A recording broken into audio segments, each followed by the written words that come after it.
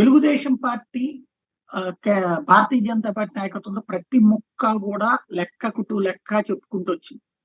అలా లెక్క చెప్తున్నటువంటి క్రమంలో వచ్చినటువంటి అంశం ఏంటి? ఇది ఓ సందేహం ఉంటుంది కదా సాధారణంగా. ఆ సందేహానికి సంబంధించినటువంటి సమాధానమే ఇప్పుడు తాజాగా అంటే ఏది వాళ్ళు అడగడం దగ్గర నుంచి ప్రతిదీ కూడా లెక్క అడుగుతా వచ్చారు కదా. ఎంత ఉంది, ఏంటి, ఎన్ని సీట్లు, వాళ్ళు అడిగినటువంటిది సీట్లు కావాలంటాం, చివరికి డబుల్ డిజిట్ సీట్లు ఇవ్వటం, ఇవన్నీ కూడా జరిగినాయి కదా.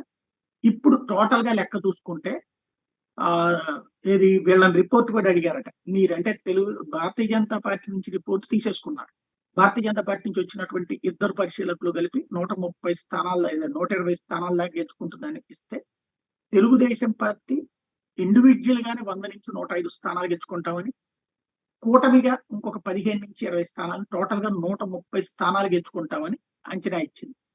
అట్లాగే ఎంపీ స్థానాలు టోటల్ గా 15 నుంచి 19 స్థానాలు వస్తాయి అన్నటువంటి లెక్క ఇచ్చింది.